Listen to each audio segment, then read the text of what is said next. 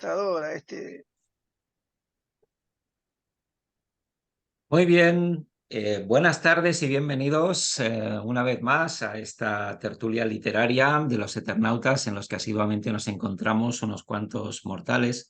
Quién sabe si entre nosotros habrá algún inmortal también, de esos que traemos a nuestra tertulia y con los que tratamos de ilustrarnos, de disfrutar, de compartir esta afición y este gusto por la literatura desde hace unos programas en este formato en el que buscamos entre las literaturas que hemos venido a denominar extremas, raras, extrañas, quizá poco conocidas, y con con el programa de hoy vamos a cerrar esta temporada de 2023 para dejar que el calor pase a los que estamos en estas latitudes, como por ejemplo David Monteagudo. Buenas tardes, David.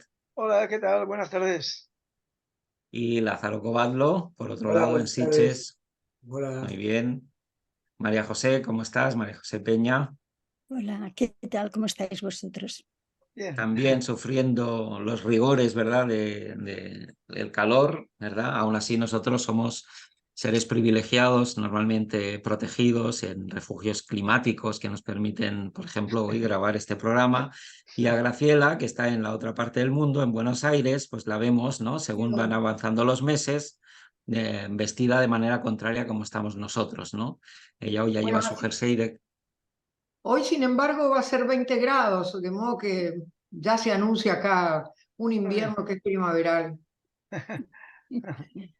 ¿Quién sabe lo que Bueno, nos pasa pues... en un verano? Pues eso, con estos veranos que son cada vez más insufribles o porque uno cumple más años o porque los calores son peores, pues nosotros seguimos en nuestra tarea de refrescarnos con los textos y deleitarnos, en este caso con un texto que nos ha traído David, unos fragmentos, más que un texto completo, ha traído unos fragmentos que hemos leído todos de este autor del que ahora nos hablará, me imagino, porque ha elegido a este autor, estos fragmentos, ¿no? De la obra de la elegancia mientras se duerme, de este autodenominado vizconde de Lazcano-Tegui, ¿no? Cuyo apellido de origen vasco, ¿verdad? Él dividió en dos para disimular, no sé, ese origen o para pues como una especie de, no sé, de travesura, pero su apellido original era Lazcano-Tegui en vasco y lo dividió en dos. Lazcano-Tegui se puso el vizconde, ¿verdad? Un autor de 1887, fallecido en 1966.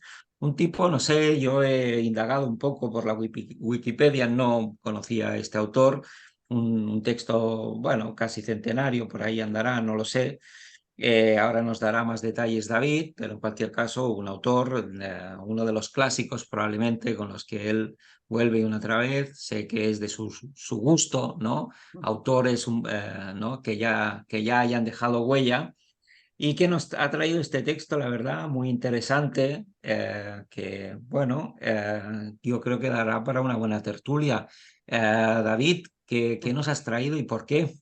Bueno, antes que nada, lo que quiero deciros a los que los que habéis podido leer esos fragmentos es que, claro, os he pasado unos fragmentos que no tienen ninguna, que no están unidos por un argumento ni nada, pero es que es un poco igual porque el libro este de la elegancia mientras se duerme, pues realmente está montado como un diario, porque hay unas entradas con una fecha, pero realmente es ir contando circunstancias, historias, algunos personajes. Es un libro raro realmente, un libro de estos sin una narrativa, y aunque al final acaba el libro, sí, con un asesinato, y entonces en cierto modo se podría interpretar todo el libro como el diario de un asesino que está, pero eso es muy, ya buscándole una justificación o intentando buscarle una cierta coherencia a esto. Entonces simplemente he puesto unas pequeñas muestras, porque eso sí, el libro está escrito todo con esa misma calidad que yo veo en esta prosa, que es una prosa muy poética, en el sentido de que es uno de estos libros raros que no sabe uno en qué género ubicarlo, ¿no? Si es narrativa realmente, o si son poemas en prosa, o si es un diario, ¿no? Que en principio está escrito con forma de diario, ¿no? De un dietario. Bueno, entonces he traído a este autor concretamente porque es uno de esos. Bueno, estamos ahora en los Eternautas buscando literaturas extremas, buscando literaturas raras, ¿no? Entonces, este autor, Lazkano Otegi, aparte de que este libro ya tiene esto para empezar, de que es difícil, simplemente leyendo el texto, es difícil ubicarlo quizás en una época concreta, ¿no? Porque podría ser algo reciente, pero escrito con ese tono arcaizante, podría ser algo más del siglo XIX. En realidad es muy difícil ubicarlo, ¿no? Incluso en cuanto a la ubicación, digamos, geográfica, sí, parece un libro francés, un libro muy, muy francés, pero en realidad está escrito por un argentino, ¿no? Que sí que es cierto que se fue pronto para Europa, para Francia, y luego estuvo viajando mucho por todo el mundo. Y uno de estos personajes curiosos que él mismo jugaba a confundir, a esconderse detrás de sucesivas máscaras, y muchas cosas sobre su biografía no están muy claras porque, bueno, puede ser que muchas de las que contaba eran inventadas.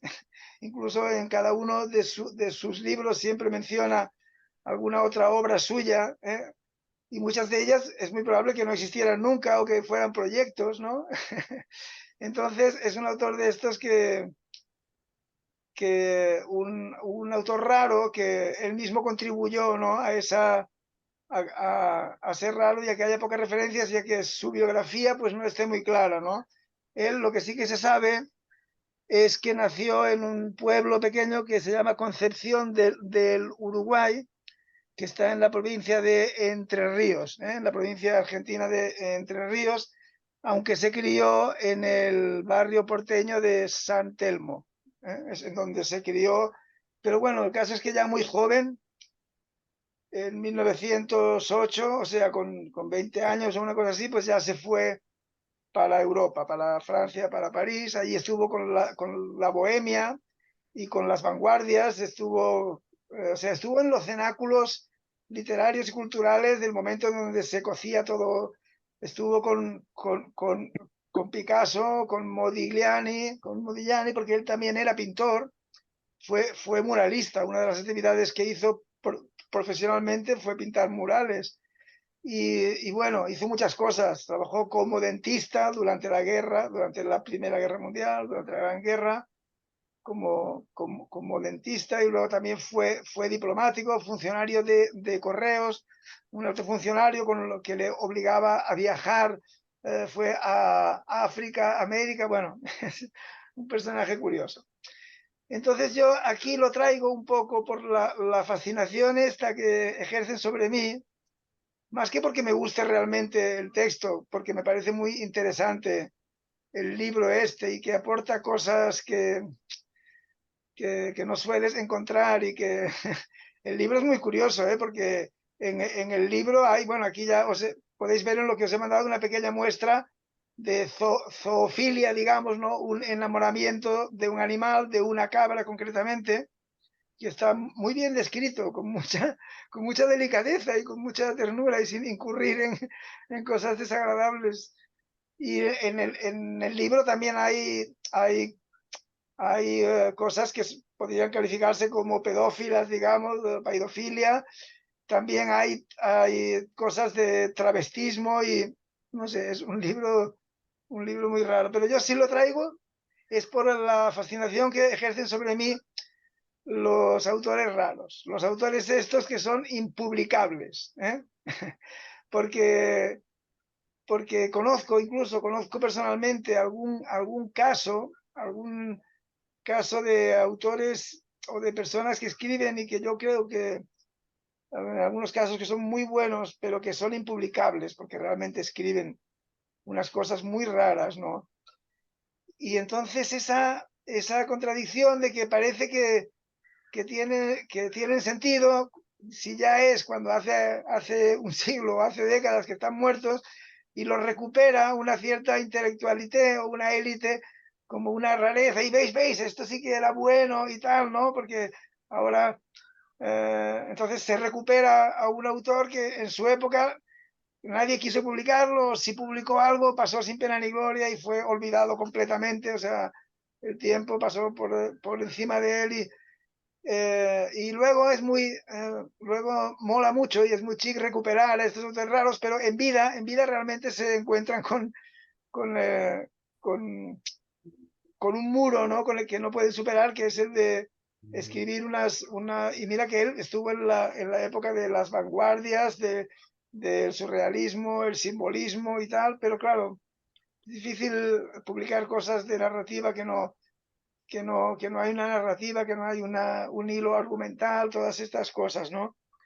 Entonces, a mí me resulta curioso porque son estos típicos... bueno, fijaros que el primer libro, él empezó escribiendo poesía, cuando aún estaba en la Argentina. Y escribió un libro, publicó, digamos, un libro que... Ah, por cierto, tiene unos títulos buenísimos, o sea, siempre todas sus obras tienen unos títulos geniales.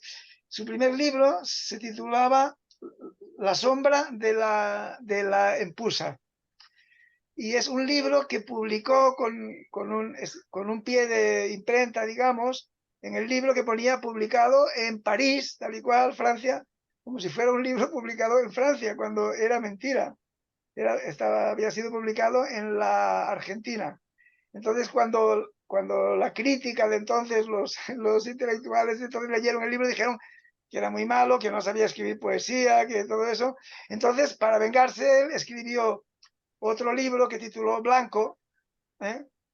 Como ya sabéis, supongo, el primer libro con el que se reveló Rubén Darío fue un libro que se titulaba Azul, con el que se dio a conocer, con el que ya se entró en el gran mundo y se triunfó.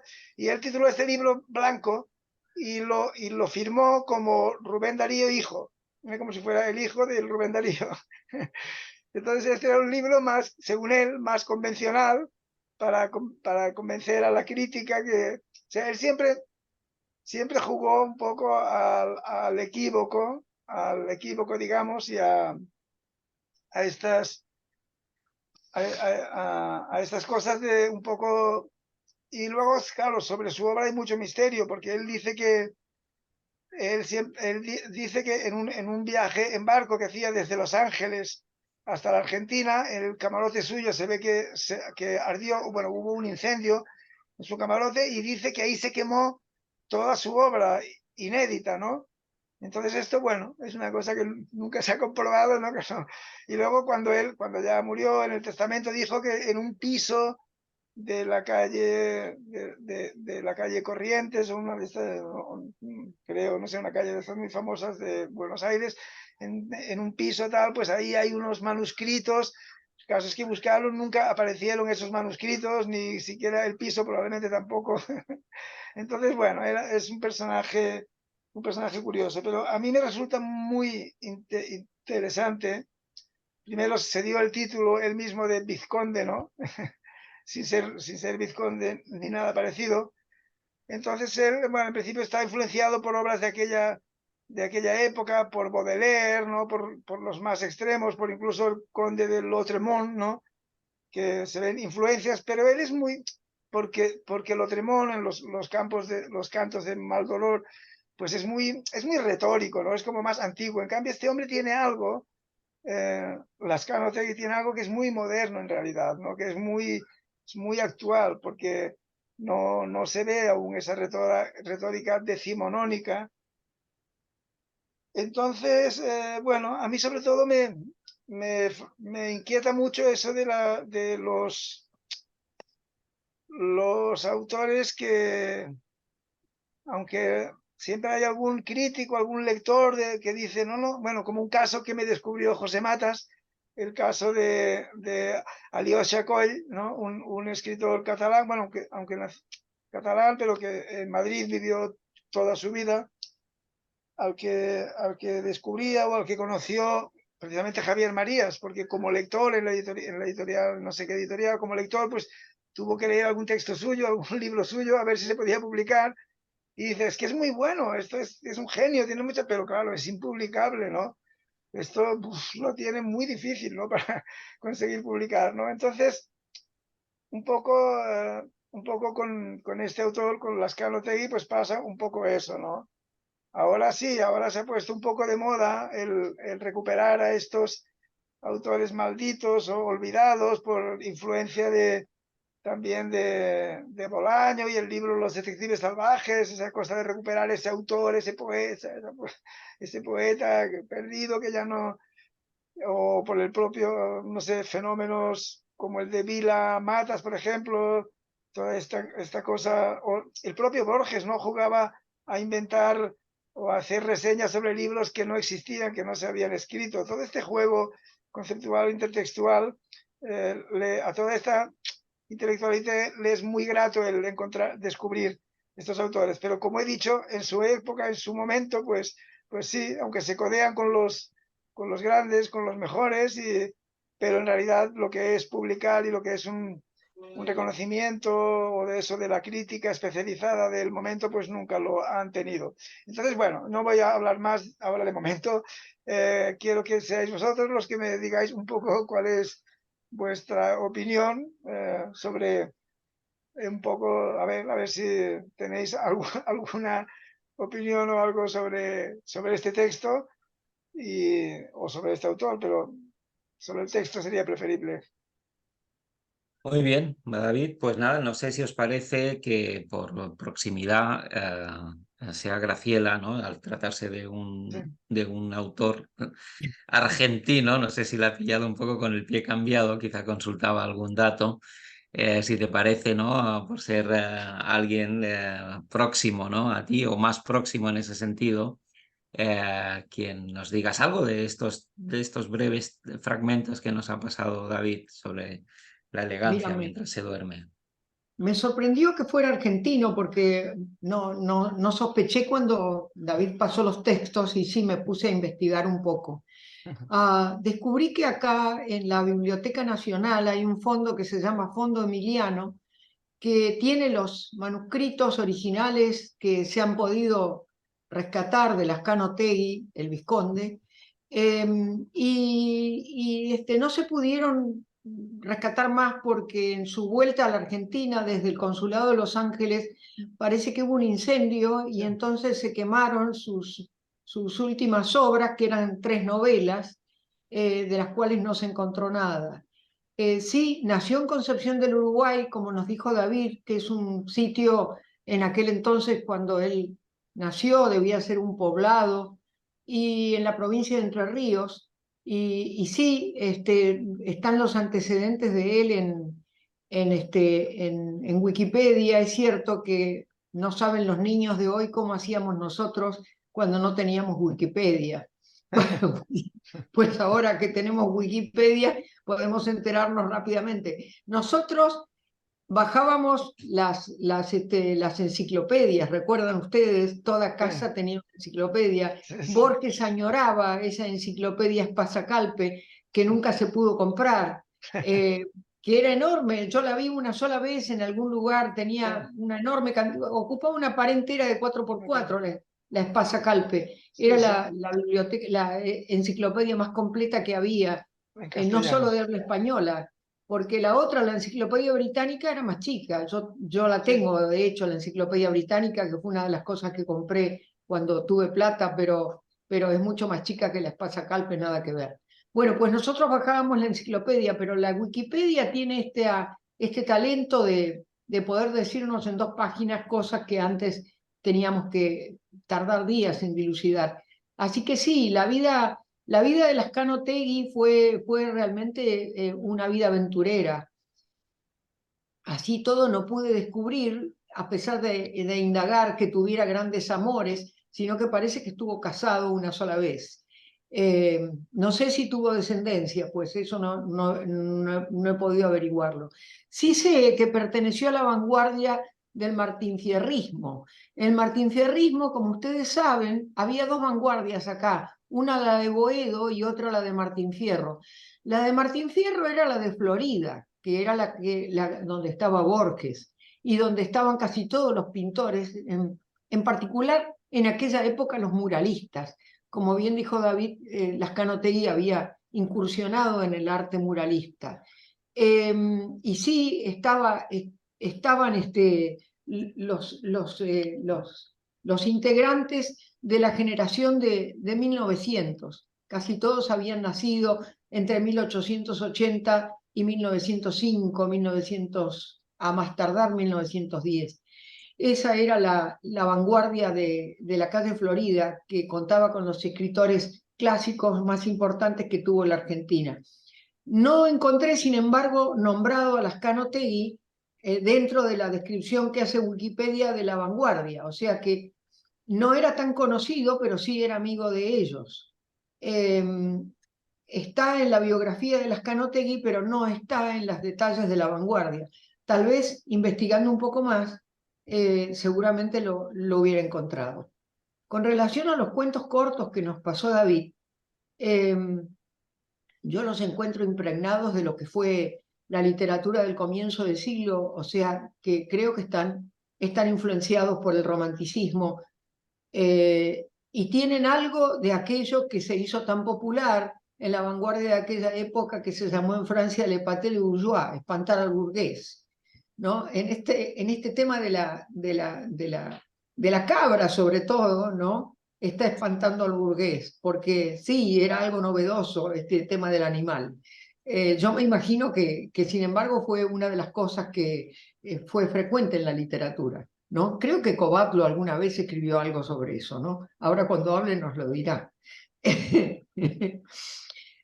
Uno de los textos que a mí me impresionó fue el de la botica, ¿no? Porque mi padre fue farmacéutico y cuando yo era chica no existían los antibióticos todavía y las recetas eran recetas magistrales.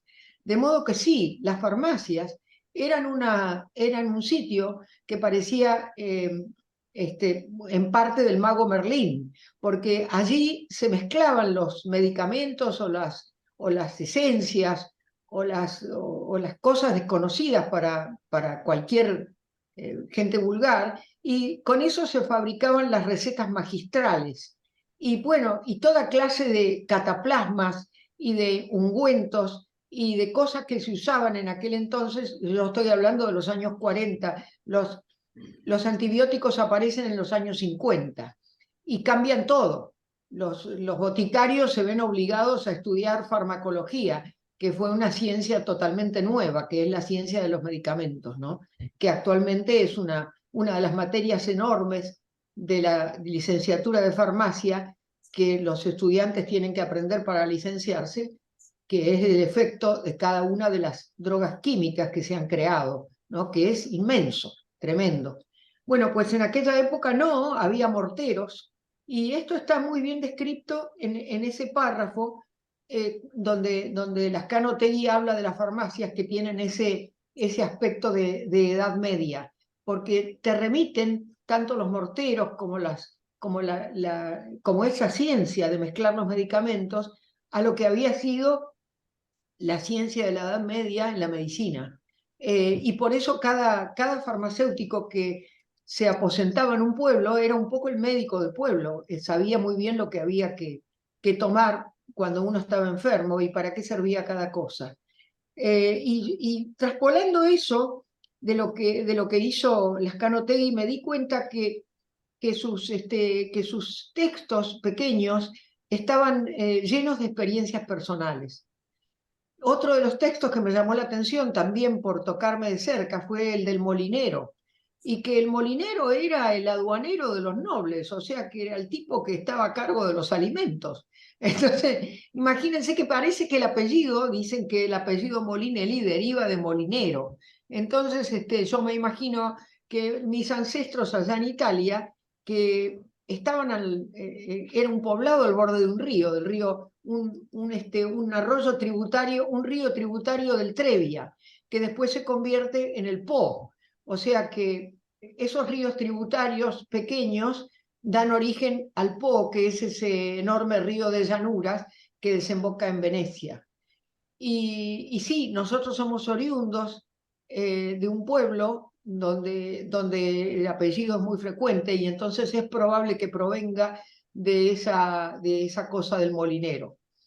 Y cuando explica lo del molinero y lo de la compuerta, y sí, el texto es muy agradable y lo que escribe Lazcano Otegi son cosas que es una prosa que acaricia, ¿no? Que se te mete y que acaricia. Es una prosa que se te queda, que tiene que ver con cosas, con la mayoría de las cosas placenteras que nos pasan.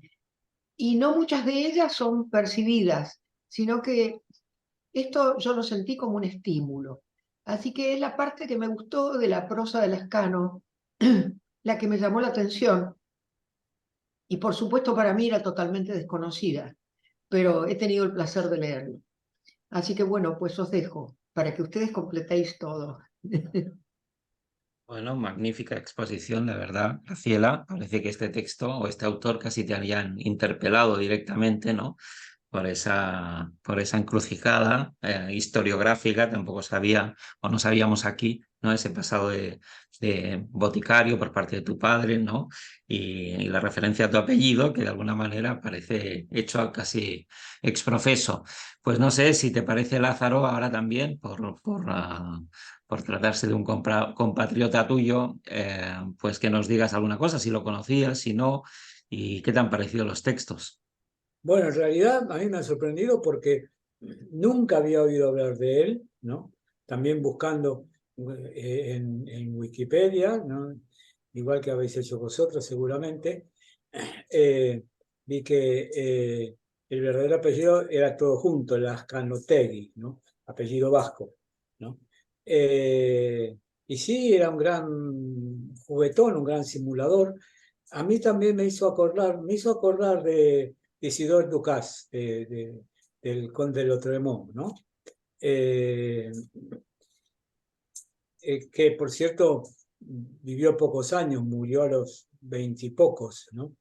Pero sí también que era un maldito, pero que no estaba relacionado, Ducas no estaba relacionado con nadie de la intelectualidad, era un solitario, ¿no? Y como sabéis, nació en Uruguay, creo que en Montevideo, pero de eso no estoy seguro. Pero muy pronto emigró a París, su familia provenía de Francia. Y bueno, yo no se me ocurre qué más decir, porque además los textos son muy breves, sí que es una prosa muy, muy fina, ¿no? Pero, a ver, más de lo que ya habéis dicho vosotros, me parece que sería redundancia. A mí esos textos así, esos pequeños, esos trozos, me han gustado, ¿no? Y, y nada, voy a tratar de averiguar más sobre él, ¿no? Pero bueno, parece que era lo que últimamente se denomina una especie de, dentro de los ambientes literarios, un verso suelto, ¿no? Sí, y habría que ver sus versos, su poesía. Pero no mucho más tengo que agregar. Muy bien, Lázaro. Paso a Pues María José. María José. Pues bueno, yo tampoco tengo mucho que decir, la verdad. Normalmente, cuando pasáis un texto, lo leo primero sin referencias. Lo leo porque quiero impregnarme de la primera impresión. Y me gusta detenerme en él, en si me gusta o no me gusta, si me produce rechazo, si me produce interés, en cómo desliza la prosa. Me gusta descubrirlo sin mayores referencias, pero esa es en la primera lectura. En la segunda ya busco mucho más. En la segunda tengo que contextualizarlo. Y en este caso, que yo no conocía a este caballero, no tenía, nunca había oído hablar de él. Pues con la primera lectura, la verdad es que no me ha motivado nada, no me ha producido ningún interés. Es más, me ha producido cierta decepción y hartazgo. Y eso que son fragmentos breves. Pero es que, claro, yo los encontraba inconexos y cuando trataba de encontrar algo más, se me perdía porque aparecían las cabras o aparecía el molino sin que pareciera que el molino tenía algo que ver con las cabras o con las manos o con el pintor embajador. Yo me perdía, la verdad. Así que aquello no podía ser así. Yo me estaba perdiendo algo. Había que buscar un poco más. Así que me lo volví a leer y busqué también las referencias. Bueno, ya parece que me centré un poquito más. Ya, claro, al buscar referencias ya me pusieron en antecedentes de que estos son los breves fragmentos, las breves historias con las que se va dando paso a una historia mayor, que es la de un crimen. Pero claro, en los breves fragmentos todo eso no aparece, aunque en el primero algo deja entrever. En el primero, solo en el primero, pero luego te pierdes. Bueno, bien, es un estilo de un hombre que se permite ser muy novedoso, hace esas historias y yo creo que no tenía pretensión de ser un gran escritor, sino sencillamente de soltarse y hacer lo que le parecía bien. Y en ese sentido, claro que es una literatura novedosa, moderna y bastante singular. Pero no sé si eso, por lo menos para mí, no sé si eso para mí es bastante. Yo quiero algo más de un escritor, busco algo más. Epatar solo no me parece suficiente. Y la verdad es que con estos fragmentos no he podido encontrar más. Es verdad que este escritor tiene una prosa muy fácil que te conduce, incluso aunque no estés muy interesado en lo que está diciendo, te conduce con mucha facilidad, como te desliza como si no hubiera otro camino más que proseguir por la senda que marca él con sus palabras. Lo hace con una gran facilidad. Eso tampoco es frecuente. A veces te encuentras con una literatura que no facilita ese camino. Él lo hace, a pesar de que no hay o no se veía, no veía yo conexión entre sus distintas historias, pero las conduce con facilidad. Y también me ha sorprendido alguna bella imagen que la tenía subrayada, pero que ahora no sé por dónde para. Y realmente poco más. Su vida es muy singular, claro, pero todo eso ya lo ha explicado David. Es un hombre interesante en ese sentido. Es verdad que las personas de vida curiosa también suelen escribir cosas curiosas, pero bueno, no sé, para mí no sé si eso es bastante. Pero vamos, estoy contenta de haberlo leído. Muy bien, María José, pues interesantes aportaciones las vuestras. Quedo yo por decir un poco qué es lo que me ha parecido. Yo normalmente en este formato de textos breves y que tienen una lectura de bueno, apenas unos minutos o media hora a lo sumo, me reservo el mismo día que grabamos el programa para hacer esa lectura, un poco, ¿no?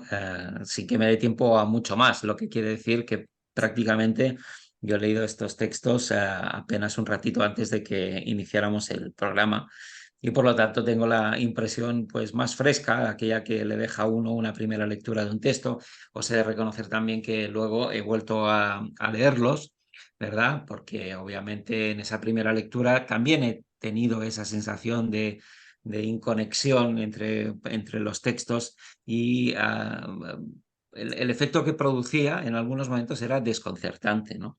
Por ejemplo, ha habido un pequeño párrafo, me vais a permitir que lo lea, del inicio, ¿no? De lo que nos ha pasado David, en la tercera página de lo que nos ha pasado David, que dice: mi superioridad era inatacable al análisis. pues había puesto la sugestión de la tragedia en el ambiente cotidiano donde irá a colocarla la lógica cuando la obra de Esquilo parezca por asimilación del espíritu humano una simple composición escolar. Me parece esta construcción, esta frase larga, y los que me conocéis y algunos pues habéis leído alguna cosa mía, yo tengo facilidad por inclinarme hacia las frases largas y muchas veces poco ortodoxas, en donde ciertos elementos gramaticales no suelen aparecer en su sitio, pero me ha parecido una frase que me la he tenido que leer como 2 o 3 veces porque no sabía muy bien qué era lo que quería decir, ¿no? Es cierto que esta frase quizás sea un poco, no es la tónica, porque como bien habéis dicho es una prosa envolvente que te arrastra y que te conduce. Sobre todo yo creo que a mí lo que me ha despertado interés de este autor es la mirada, ¿no? Y el tono. A mí me parece que el tono con el que escribe es un poco irreverente, de infante horrible, ¿no? De una persona desafiante también en la manera de hacer literatura. Me parece que su argentinidad, si es que en algún momento él la sentía, está totalmente camuflada. Es imposible, ¿no?, saber de este texto o anticipar o averiguar o dilucidar que puede ser un autor argentino, ¿no? Ni siquiera para los propios argentinos que estáis aquí, para Graciela y Lázaro, ¿no? Pues ha sido también como un descubrimiento. Por lo tanto, a mí me parece que esa manera de escribir, que uno queda camuflado, no deja de ser un disfraz, ¿no? Un disfraz que me parece muy interesante a la hora de escribir.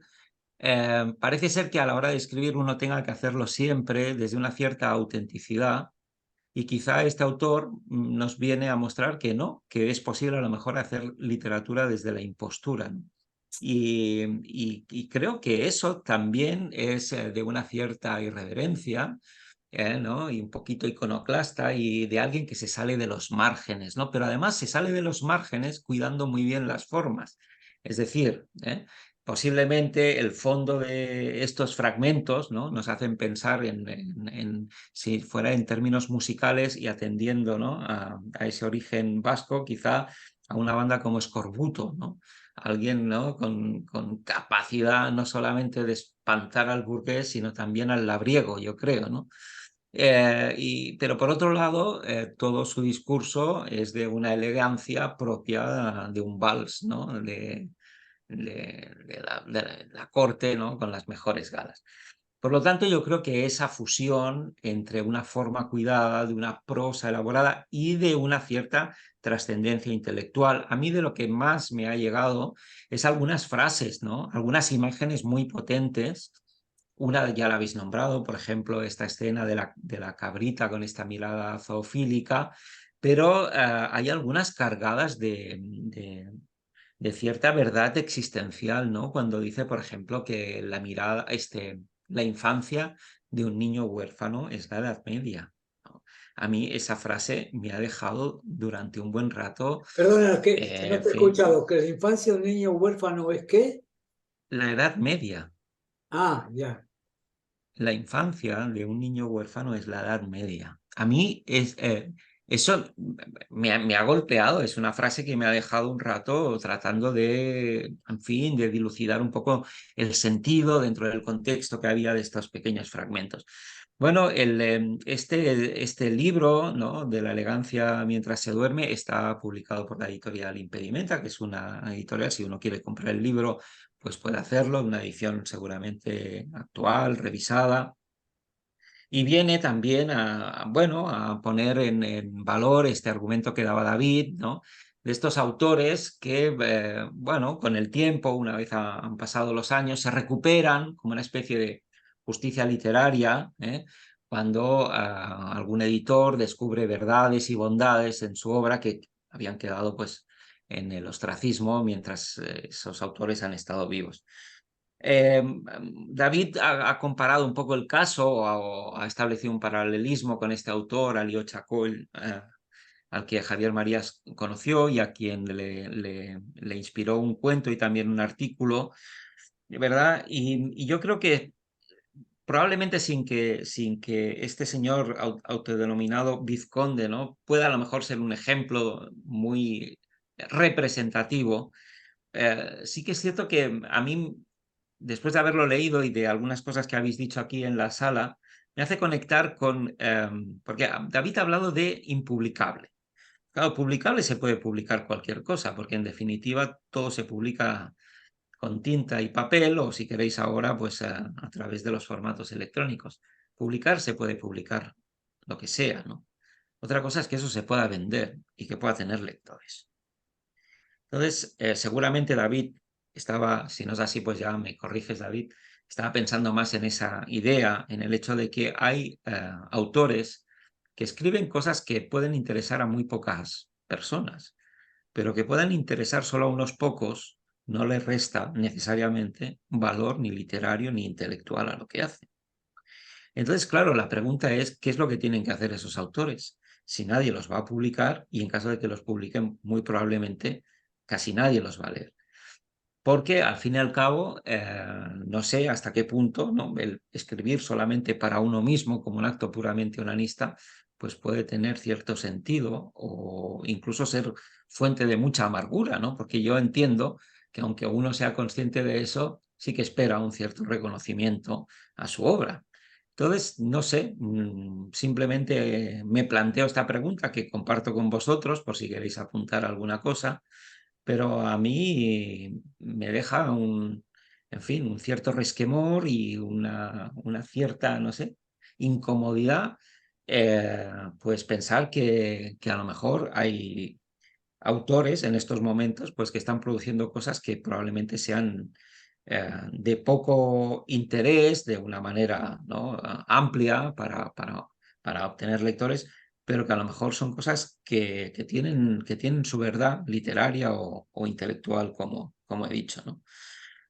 Eh, Porque probablemente sea necesario, ¿no?, también que haya esas aportaciones. David dice conocer algún caso más y seguramente estos autores o autoras que producen literatura, ¿no?, a unas sabiendas de que eso no va a ir a ningún sitio, ¿no?, tienen la necesidad de seguir produciendo esa literatura. Y quién sabe, ¿no?, si eso en algún momento puede adquirir un valor, porque a lo mejor que algo sea impublicable hoy no quiere decir que no pueda tener un cierto interés mañana o en tiempos venideros.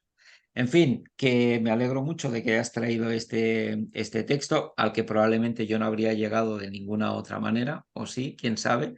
A mí la verdad es que en lo que más me ha interpelado este autor es en ese componente un poco a lo Gurruchaga, si queréis, ¿no?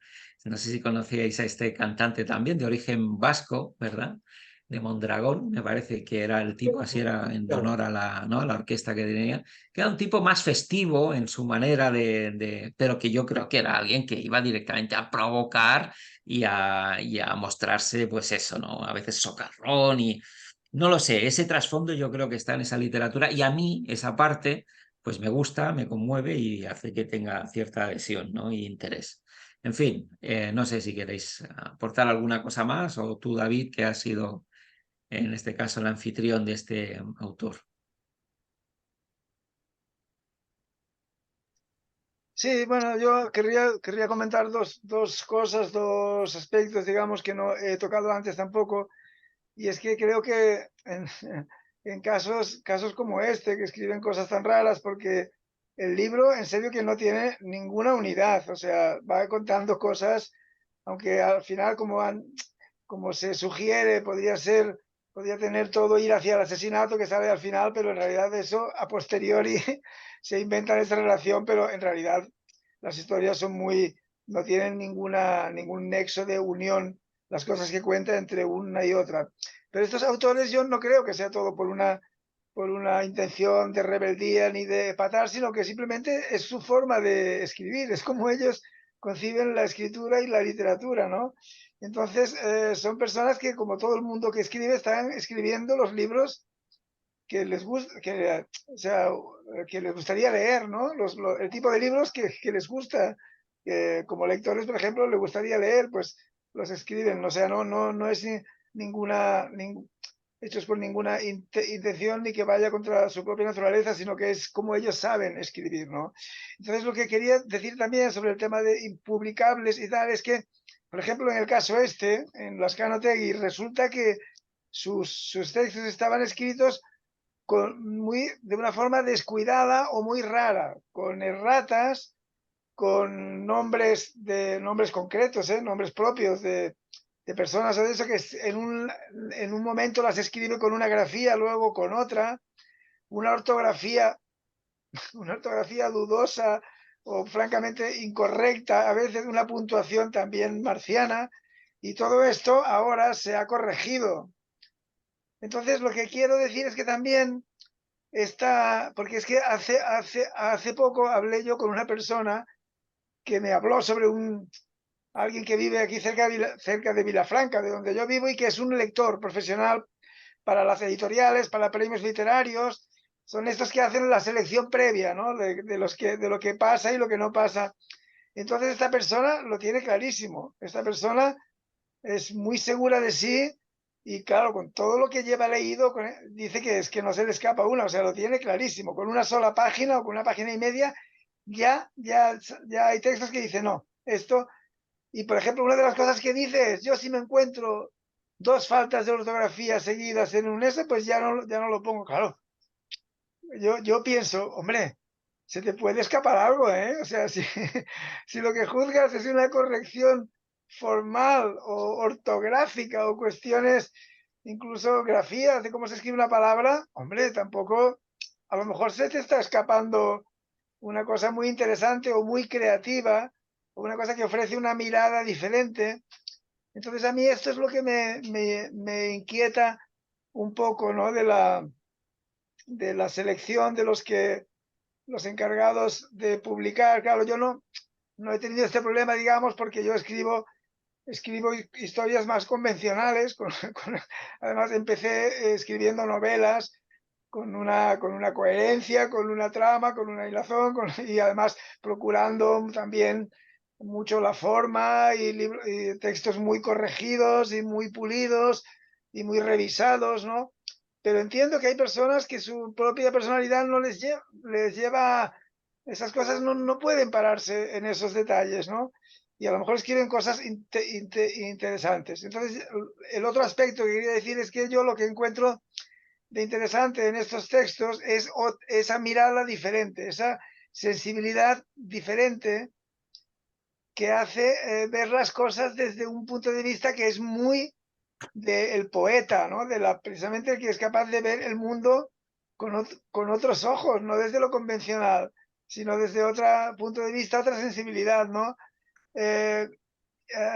Y eso está presente en todos los textos que os he pasado. El primero, el de la manicura, el de la cabra, y el de la farmacia también, incluso el del molino ese, ¿no? En el que se van acumulando los cadáveres, ¿no? De las personas que han muerto. Y el de las manos. El de las manos es muy interesante, el de este pintor que llega, ¿no? De fuera y que le dice al niño, oye, ¿cómo es que no tienes manos? Porque simplemente tiene las manos en los bolsillos. Parte de todo el contenido que esto puede tener, como diría Freud, ¿no? De cosas, como siempre, relacionado con el sexo, ocultar las manos, la relación con la masturbación, con todo eso, ¿no? Aparte de eso, es muy interesante el hecho de que el niño en ese momento dude de si tiene manos realmente, ¿no? Y entonces lo saca para mirar.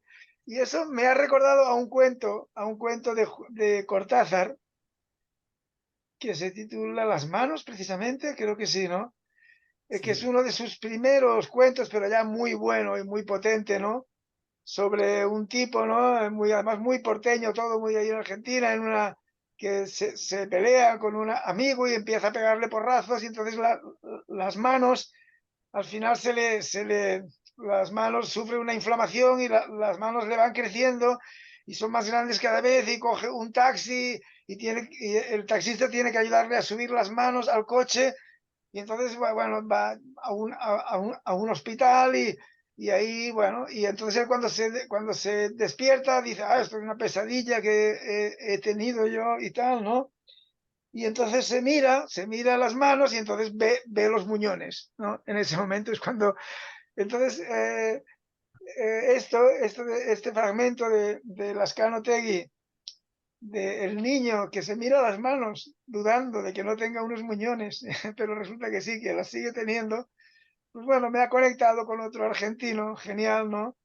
Con Cortázar, y no sé si Cortázar había leído este libro que se publicó en el año 25. El cuento este de Cortázar es de finales de los 30, creo. No sé si había leído esto o no, pues es probable que no, que sea una simple coincidencia, pero es una muestra de esa sensibilidad, de esa mirada diferente que yo aprecio tanto, ¿no? Alguien que nos haga ver el mundo desde otro prisma, desde otro punto de vista y no desde los intereses o las pulsiones más convencionales o más reconocibles por cualquiera, ¿no? Y bueno, un poco esto eran las dos cosas que quería comentar. Muy bien, pues no sé si tenéis alguna cosa más que añadir, si no, pues bueno, ya llevamos casi una hora de programa y cerraríamos aquí en esta última edición de 2023, ¿verdad? Esperando para programar y concretar qué vamos a hacer en la siguiente temporada. No sé, ¿alguna cosa más que queráis añadir? Pues despedimos aquí el programa, la temporada. Os agradecemos a todos los que nos seguís por el canal de YouTube estas tertulias. Esperamos que le sigáis dando a me gusta a nuestro canal, a nuestros episodios y que nos sigáis haciendo propuestas para poder seguir alimentando y dándole contenido a estos encuentros. Pues nada más, nos vemos a partir de septiembre. Muchas gracias y que tengáis feliz verano. Chao, que vaya bien.